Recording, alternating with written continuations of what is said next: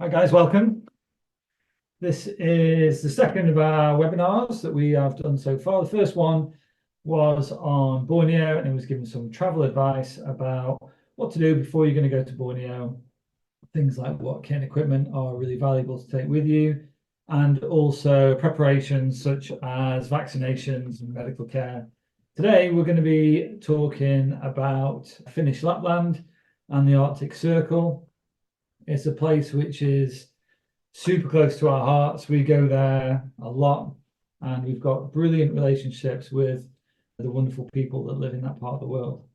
Yeah, I'm pretty excited to be going again. We're going twice this year so far. I'm very keen to be heading back to the chill. Yeah, so let's talk about Finland. When you're planning a trip to one of the European nations, there's a lot of kind of safety and security around going to Europe, which I think sometimes you can take for granted. But if you're going to remote areas, there are a few extra things that you need to think about, especially around kit and equipment. A couple of we'll come on to those in a little while, and hopefully some of that advice will help you be a little bit more enthusiastic or feel a little bit better about wanting to go to those places, because we will talk about some of the benefits and some of the sights and the things that you can see when you go to the Arctic Circle, and the peace and serenity that you can see and experience there, which is very, very cool. So we'll come on to that in a little while. Let's start off with a little bit of background knowledge to the country. So Finland, it has only about 5.5 million people that live in the entire country, which is, yeah, extremely sparsely populated. Of course, and also actually on that, about 90% of the population are centered around the Helsinki area, so in the very, very south of the country. So as you start going north, and definitely if you go to Finland, really encourage you to do this, hire a car or even a camper van, which is a really cool idea. Or if you want to be even cooler, go on a motorbike and get your camping gear out and just travel north. And as you go north, you'll see less and less of humanity. And it's very cool. More and more wildlife. The wildlife is brilliant if you get to see it. And that will then call upon probably some of your bushcraft skills, really, to be able to look at signs of animals and tracks, and then be quiet enough and sneaky enough to look at which way the wind's blowing and decide which way you're going to be in the wilderness, so that you can maybe see some creatures and critters. And if you do get to see some, it's very, very cool. The area of Lapland is about 100,000 square kilometers. It's just over 100,000. So it's got a vast area of places where there's nothing there. So if you're into, first of all, winter walking, you're going to have brilliant snow. So you can get around the country, snowshoes, snowmobiles, and of course, cross-country skis. If you're summer walking, we'll talk about that in a little while, but there are boardwalks and there are lots of routes that you can do in the summer that'll get you around as well. It's relatively flat. I mean, compared to, Norway, which is, borders it, obviously. Some people think of Finland as being, well, fairly mountainous, and it's only the north, It's the very west, yeah, top corner of it that's quite mountainous, but the rest of it is pretty flat. So amazing for cross-country skiing. People will go to the ski resorts, like Josh said, in the northwest on the Swedish, and then at the very top, you've got the Norwegian border as well. So that's where most people will congregate if they want a bit of the downhill skiing. But also, when you're living in Finland, most of you will actually be able to cross-country ski anyway. And I see quite often, it's very, very cool when you go there in the summer, you'll see somebody on the road with a pair of ski rollerblades that's got like six wheels on their chassis, and they're getting pulled along by a husky dog. And it's very cool to see. Or if they're getting their strength building up for the winter time, they'll be using sticks and they'll be practicing their cross-country skiing using rollerblades on the roads. And it's a very common thing to see up in the north. The language is quite difficult to comprehend if you're English speaking. So the language is Finno-Ugric from Hungary, Estonia, and Sami as well, who are a nomadic tribe from really Norway, Sweden, Finland, and Russia as well. The actual total number of Sami people in the world is about 50 to 100,000 people. Only 7,500 of those live in Finland, relatively small. Tiny. It's also quite interesting that when we looked at some figures for the Sami people, this idea that there's between 50 and 100,000 of them altogether, I mean, to have a 50,000 person kind of buffer in where they don't know if there are that many people or not, kind of speaks to the nomadic culture of the Sami themselves and how they can move between borders and also stay in extremely remote areas, pretty much untouched and unknown to much of the world. And most of those nomadic people are on the Russian side of Lapland, where there are just vast expanses of space where it's dead easy to kind of stay out of sight and out of the way. But it's also really encouraging to know that there are actually quite a lot of people who are in the north and survive completely off grid in traditional ways, and they're able to look after themselves. If you look on YouTube, you'll see some really cool Finnish sports. Some of them are really entertaining, and you should check out wife carrying or wife racing. Wife, both. It's great to watch. I feel sorry for the wives, but have a look at wife carrying on YouTube Finland, and you'll see some funny events there. And what's the other one that we saw? They've got it's like a horse jumping competition, but your horse is a stuffed toy on a stick, and you put it between your legs and you run around and you jump over the hurdles and things like that, and people give out trophies. They'll do dressage, they'll do, I assume, racing, maybe. They do jumping. Which is pretty impressive, I have to say. I mean, some of those jumps are... The Finns have got a brilliant ability to keep themselves entertained. They know how to have a good time. I mean, when we go up to Lapland in the summertime, they've got, I should have looked up the name of it, but they've got a brilliant game of pieces of wood, sticks that they stand up on the ground in a triangle, and you throw another stick or a ball or something in the air, and it lands down on those sticks and knocks them over. And I mean, you can play that all night endlessly, and it's actually brilliant. I think one thing to take out of this bit of study is the Finns have a brilliant sense of community. You know, in the UK, we're quite used to coming home from work, plonking yourself down in front of the TV and just letting your brain melt out of your ears and your nostrils. And the Finns, I've rarely seen them do that. They have meals together, they entertain each other with games and stories, and they drink like troopers, and they have a great time together. So another interesting fact, if you get a traffic fine, so you speed or something like that on the roads, the fine that you're given will depend on how much you earn. So it scales. It also scales, I think, depending on the severity. So be aware. They are very aware of it as well, and you'll often get, told when you're there that is the system. Quite interesting. One of the things that's really close to my heart is education. And the Finns, for many years now, have been famously renowned for having one of the best education systems in the whole world. And when I was in teaching in London schools and other places as well, we would look up traits of the Finnish education system.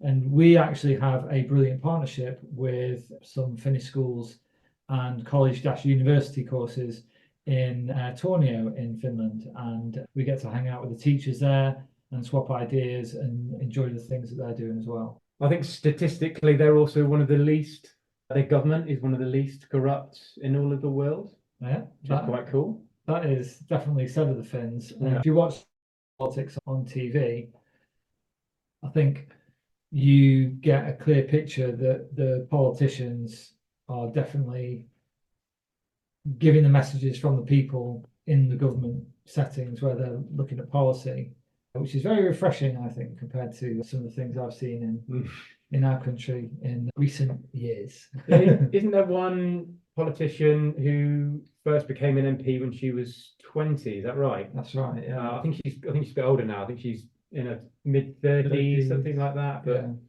yeah, that's pretty cool. Absolutely. So it's the Finns younger age are kind of interested in politics, and nice to see. Super important. One of the things that we love about Finland obviously is just the people. We've made some fantastic connections with the Finns in different areas where we go, and there are a few traits about them that we want to share with you that would hopefully encourage you want to go there and also meet people like that as well.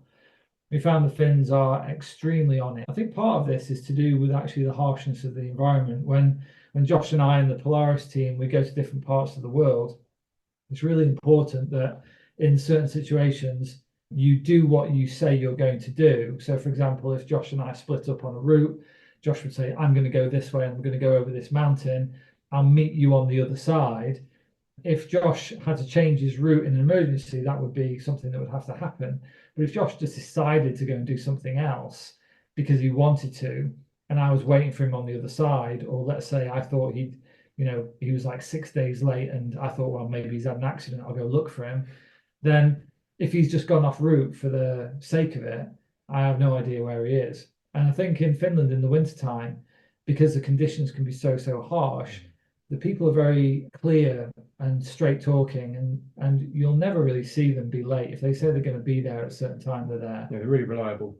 Very, very reliable. And that honesty kind of goes with, of course, it's part of integrity. So I've found that all the Finns that I've met, they have great integrity. And that's really, really lovely to see as well. So you might find that, and I certainly found this when I first went to Finland, you might find that they're quite reserved to talk to. I think it's fair to say maybe less outgoing initially, but I would definitely say initially, because as soon as you get to know individuals, they're a blast. I mean, we were lucky enough to be in Finland when they had dog sled championships at the base where we stay. And inevitably, there was a social after the racing, and we had tons of fun. They were hilarious to hang out with. Absolutely brilliant. I think that's a very general thing that the Finns do come across compared to the Brits is a lot more reserved. But again, when you start to get to know them, they're absolute blast to hang out with and a lot of fun.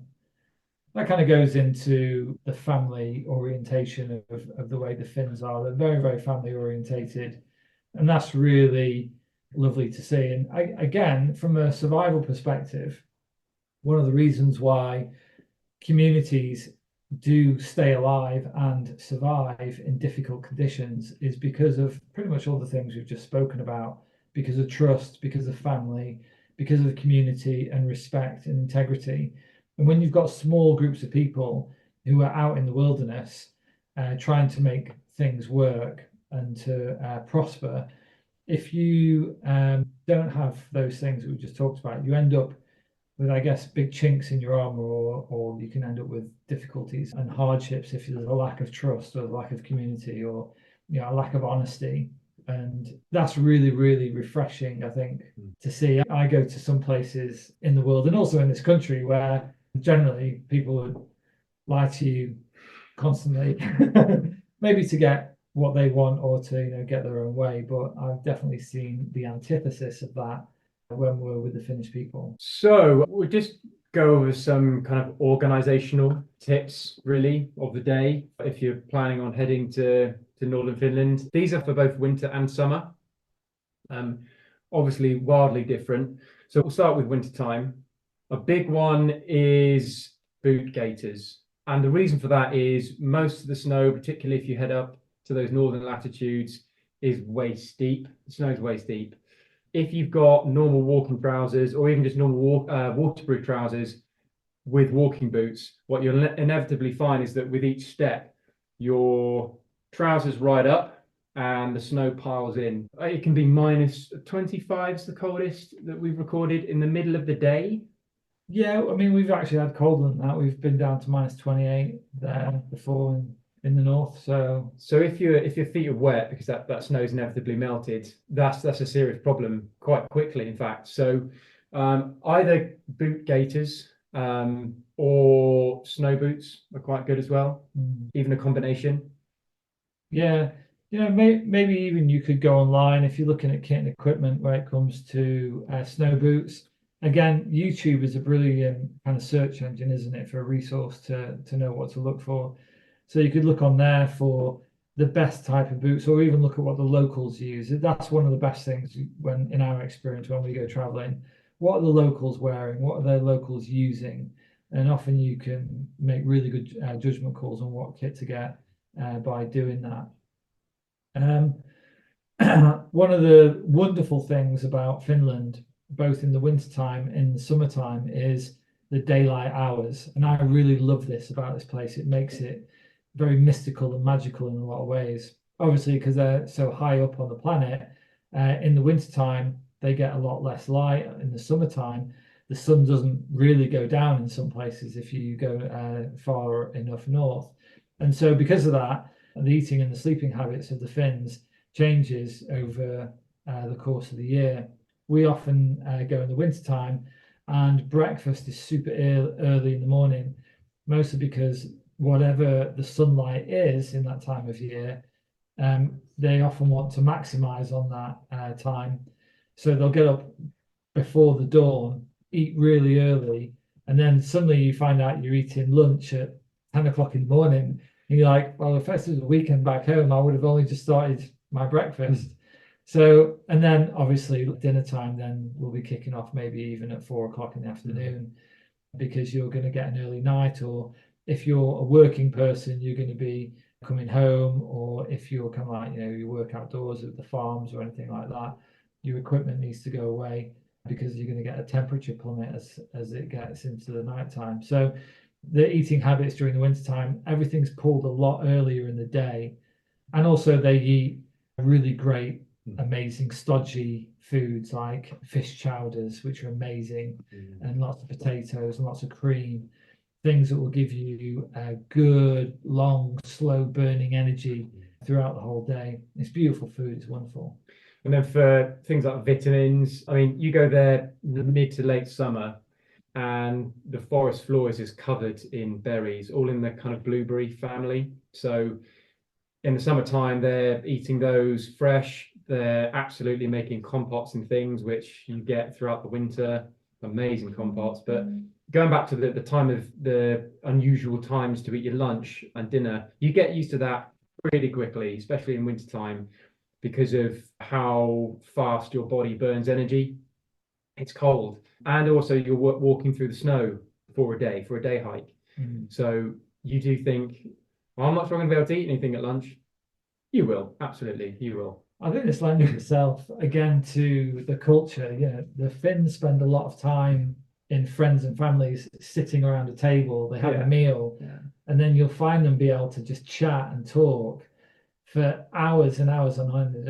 And if you think, you've only got maybe 4 hours of daylight during your day, and then that's it, you're done, because the temperature is going to go too low. So you've got to get your work done, get back inside, put all your kit away, and then you've got a long evening around the fire. Social time, shooting the breeze and having a great time together. Also to note, in the summertime, if any of you guys have been to Scotland in the summer, you'll know that you get plagued by the midges. Particularly on the west coast. Yeah, it's insane. I've had days in Scotland where, in my, I guess, inexperienced times, I'd camp by a lock in the middle of summer, which is probably one of the worst places to camp because the midges will just be eating you alive. Finland is the same. Finland is a country of glaciated lakes. There are thousands upon thousands of lakes in Finland. And so the midges are absolutely insane. Millions. There are trillions of them. So I think they once did an experiment, and I think this is on the west coast of Scotland, around Torridon area, I think, where they I don't know why, for science, they held out an arm and then counted the number of bites. I think it was in 10 minutes or something like that. Yeah. And it was in the hundreds of thousands. It was an incredible amount of bites. Yeah, we've got lots of stories on midges. So preparation for that, take yourself a wide brimmed hat. I think that needs to go on. I think we need to. Should we go for it? We need to see the wide brimmed hat. This one is made by Through Dark, who are really good friends of ours. And it's just your colour as well. I like it. I think it's fantastic.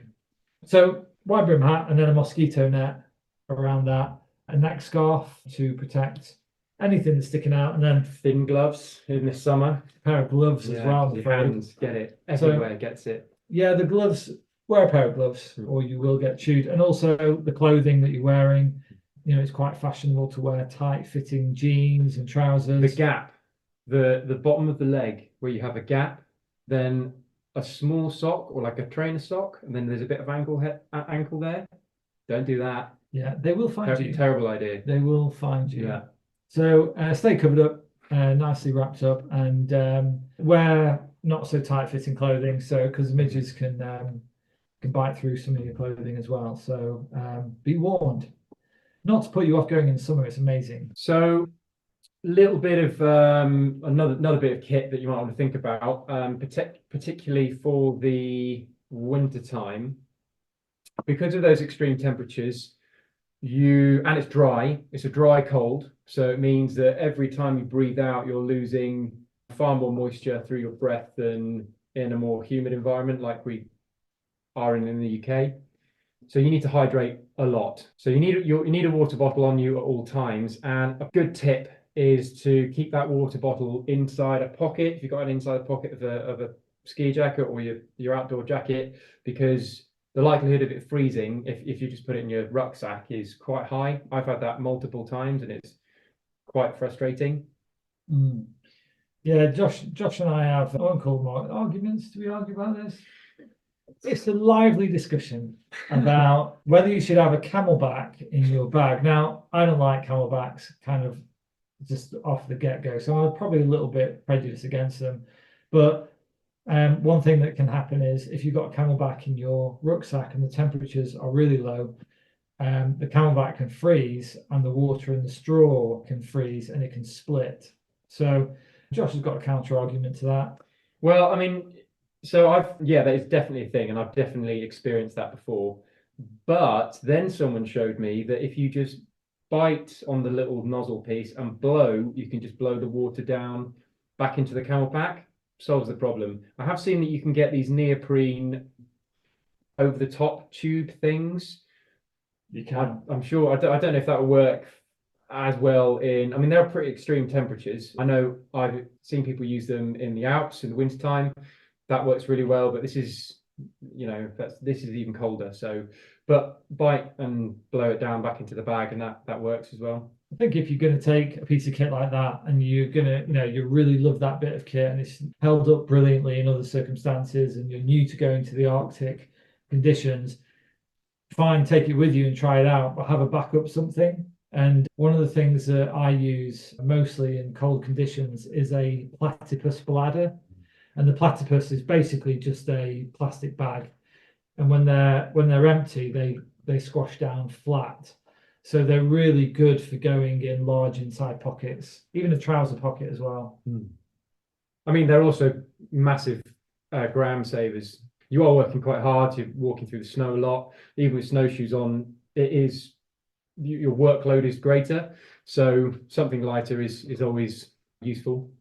Yeah, it can be very testing. I think when you're out there, you just want to have backups where you can. And again, if you're going to, it kind of depends what your trip is going to be like. I think, if you buy a holiday package, say you buy an Arctic trip with Polaris Outdoor, we give you a kit list, and the kit list will also have brands on it as well. So you'll be able to see some branded things that you can buy and have the costs of, the top end piece of kit, an adequate piece of kit. And also, we also recommend kit not to buy.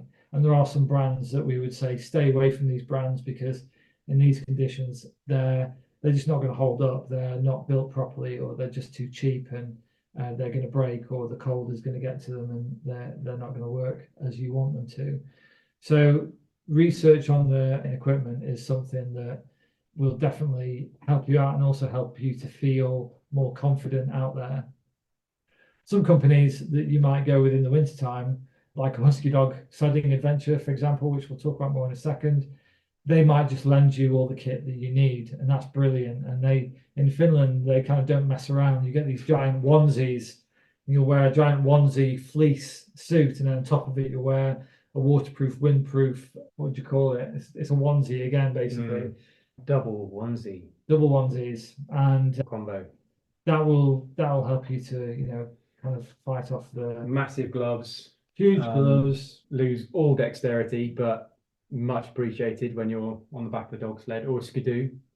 The skidoos are brilliant. We see where we're based in one of our locations in the Arctic, there is a kind of safari skidoo trail.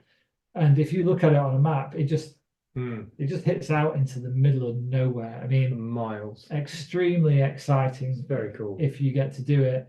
And when you see the guys and girls come in to base to get lunch or to some food or whatever on their journey, you'll see them just kind of covered in ice and snow, and they're having a great time. And they'll stop off and get some food and rehydrate and then carry on their way. Yeah, on those trips, a tour guide might take you to one of the lakes, do some ice fishing, which is very cool. Yeah. The ice fishing is a brilliant, cool activity because you get a giant corkscrew that you'll then drill into the ice, and the ice under your feet could be 1/2 meter thick, even more. And then you get a tiny, tiny, tiny little fishing rod, and you stick a maggot or a piece of bait on the end of that, and you just kind of dangle it in there. And again, on the YouTube channels, you can see people pull out giant fish out with this tiny little fishing rod, and it's a really cool experience. It's something that in the UK we don't really get to do, not on the ice like that. So it's something different, and it's not very expensive, and it's worth a go. So if you get a chance to do that with one of the tours that you go on out there, or it's available, try it out because it is quite fun. And also you get to kind of keep what you catch as well. Yeah. I think one of the things that makes particularly those types of activities so special, maybe cool to talk about it now, is the silence. You hack out really not that far off the beaten tracks, and it is quiet.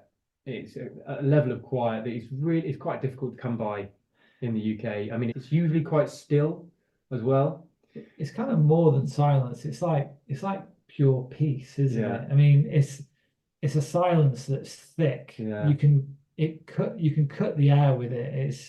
It's hard to describe. You have to go and kind of experience it. But if you're looking to get away somewhere and maybe, I don't know, forget work or life or meditate and kind of have a reset, I can't think. I mean, the Arctic and the Sahara Desert for me are probably the two top places. I mean, we go to the Himalayas and do ascents on crazy peaks out in the middle of nowhere, but in the Himalayas there's a sense of kind of danger and peril, and you've always got the wind blasting you half the time. Whereas, like Josh said, you know, you can be in the Finnish Arctic and it's complete stillness, and it's lovely. It's nice. It's one of my favorite things about it. It'd be good to talk just a little bit more about staying hydrated. So actually, a good thing to point out is we're just about to upload a few blogs onto our website. One of those is an article about dealing with the cold, and I appreciate that might be a concern for some people. And I know you've spoken to some people recently. I've spoken to some people who say, "Oh, I don't know how you can do what you do because I can't handle the cold." And I mean, physiologically, there's not really any difference between you know, Matt or me or you or I. It's just really about doing your research, getting the right kit and equipment, and then staying hydrated, eating well, and that's really it. There are a couple of other tips and tricks, but check out that article. There's a couple of suggestions on kit and equipment on that as well that would be really useful. I think also the background to that idea is surrounded by, how are you thinking of going to the Arctic? Are you kind of like us, where you think you have the ability to kind of just rock up by yourself?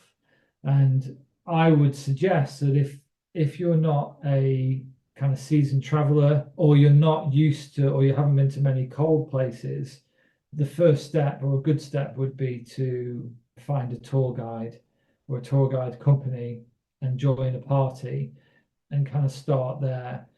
I mean, at the very least, they're going to tell you Finland's really rich for its history.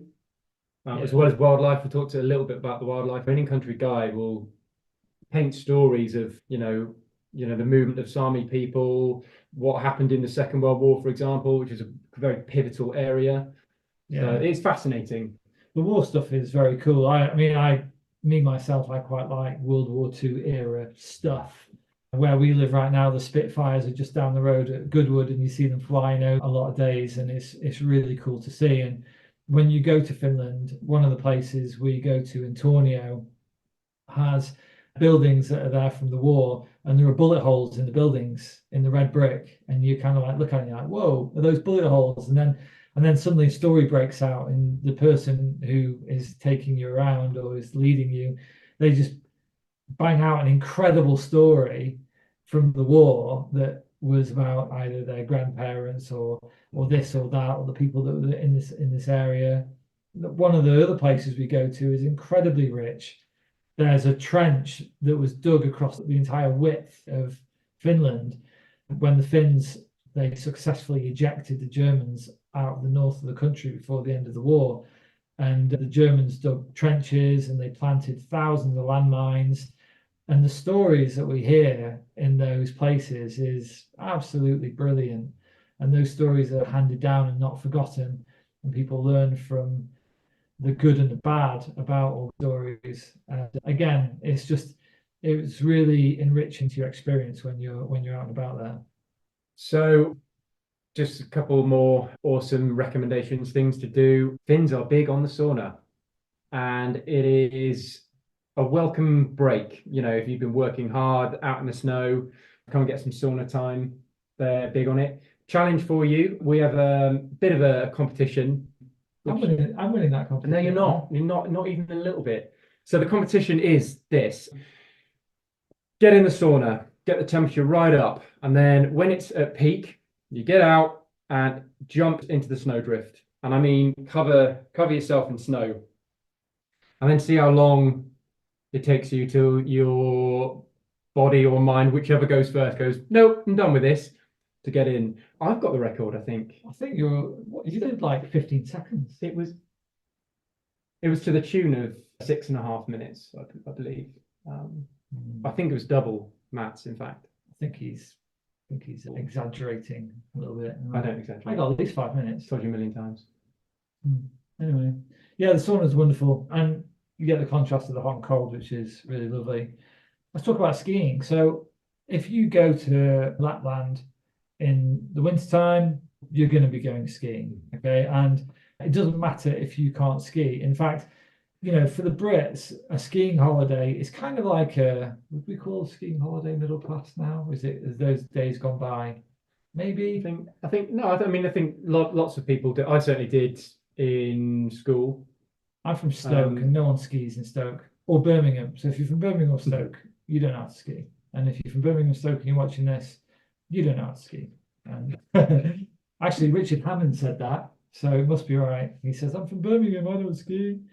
Must be true. The Finns, though, they can all ski, all of them, because a lot of people, like, for example, going to school, young kids, they will be, just to go up the driveway to get on a bus, if that's what's happening, they will need either snowshoes or cross-country skis, because the snow is so deep it buries the trees. So you will be out on one of those two things. And out of those two things, to be honest, the snowshoe thing is mostly for the tourists. And you'll find this, if you go snowshoeing with a Finnish guide, they're nearly always on cross-country skis, and all the tourists are on snowshoes because they keep falling over in the snow on the skis. So it's a really cool thing to do. The encouraging thing I think about this activity, though, is you don't need any skiing experience. So just have a go. Don't be afraid and think, I've never skied in my life, I'm gonna be rubbish at this and I'll hate it. You won't, because downhill skiing and cross-country skiing are two different things. They're very different. Yeah, the ski's different itself, so the equipment's different. Obviously, the gradient you're on is flat. So, for the most part, it can be described as a slidey walk. fair to say? Yeah. A sliding walk. With a few undulations. With a few minor undulations. You might end up upside down, but don't worry about it. They'll tell you how to get out of But that. it's in deep snow, so you're all right. You're fine. Yeah, it's a great activity. I think it's important to talk about something that people frequently go to those latitudes for, and that's the Aurora Borealis, the Northern Lights. I mean, we have actually had a couple of pretty spectacular displays, even so far south as Bristol recently, this winter. I've seen some amazing photos. Obviously up there, it's a lot more common, and the chance of seeing them depends on two factors, really. Obviously, one is the weather, so if it's cloudy, unlikely to see it. But the other factor is the amount of solar activity that's going on at the time. They measure that in, it's called the KP rating, isn't it? And it's just, I think it's color coded maybe, or 1 to 5, something like that. There are apps you can look at. The Northern Lights app is one of the most popular ones, and it updates. It's reliable, I think. Yeah, it updates really regularly. Really reliable. And that will give you a forecast for a few days in advance as well. And also you can again look up on the internet when and where the regular times of the aurora are. And if when you do that research, you'll find that generally speaking, they're either over in northern Canada or they're either over northern Europe, and they kind of switches often between the two. Sometimes you do get it in both places, and you get these spectacular, strong showings of it. My first sighting of it was actually the first time I went to Lapland, and it was absolutely incredible. They were green, like the green on our logo, and they were these kind of long spikes that just stood like giants in space, and they suddenly gave a depth to our atmosphere and just the universe that I'd never ever experienced in my life. And I lay out there at minus 20 odd degrees on my back on the snow, watching these spikes kind of dance and glimmer and kind of move for hours, and it's absolutely incredible. Seeing it on the internet is cool, but it doesn't do it justice when you're there. So regardless of the camera, it won't. You know, you can get some amazing cameras with amazing photographers that can make images like that really pop, but yeah, it's not the same. Yeah, it really isn't. And with the kind of the atmosphere itself being illuminated with the space particles, if you like, what's coming through the atmosphere, there is a kind of electric feeling to it, isn't there, that you get. And I think part of it's just your own excitement, but if you think it would be cool to see, you should stick it on your bucket list, because it's a really great one. Absolutely. Very, very good. Yeah. So let's just rewind a little bit back to the beginning. I talked about preparation for a kind of a European trip. People can often take that for granted. Hopefully this session has helped you to kind of think a little bit more about some of the details, and we've chucked in some anecdotal stuff as well about our own experiences there, that hopefully get you to think a little bit about maybe what you want to see there, but also about how to prepare for it as well. I just want to finish with a couple of little things that could be big things. So in the Borneo webinar that we did last time, we talked about having a backup plan. And whenever you go to any area that has the potential for remoteness, you should always have a backup plan.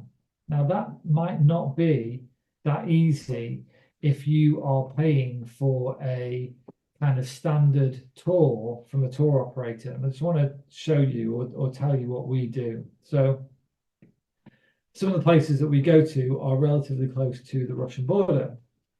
And obviously, the war with Ukraine is ongoing right now.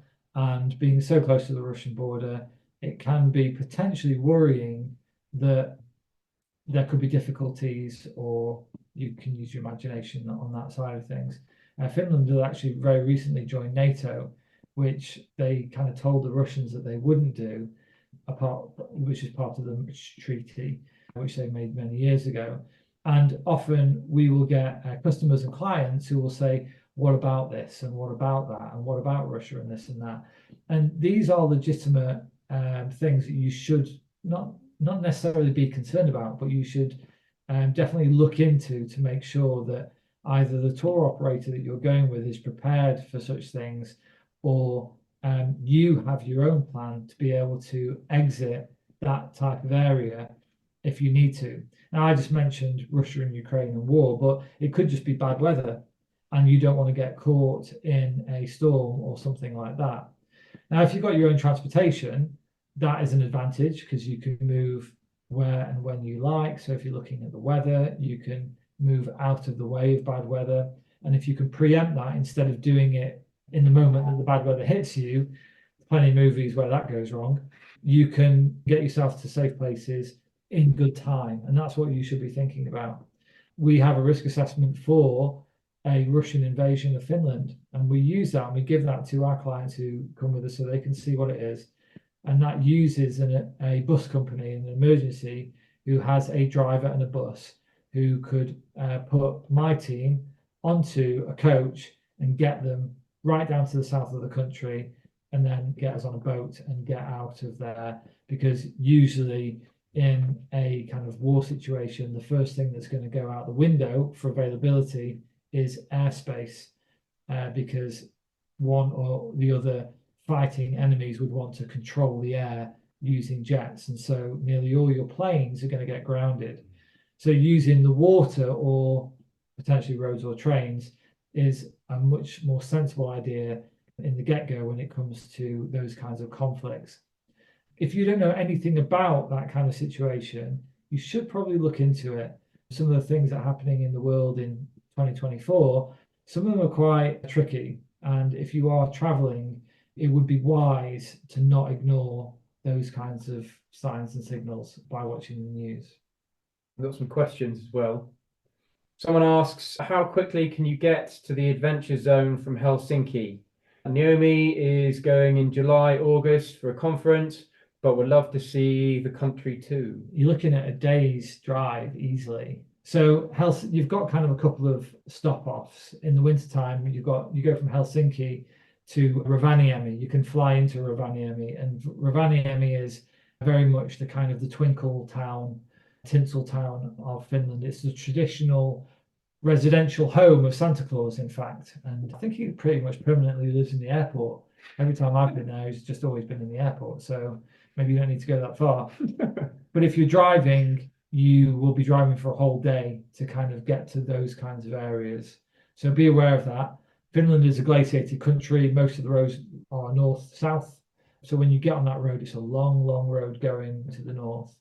Watch out for moose and reindeer because they can run out in front of you at any time. And I've accidentally hit a reindeer with a brand new car, and that was not a car afterwards. So hell of a mess. Be careful, but it is great to drive.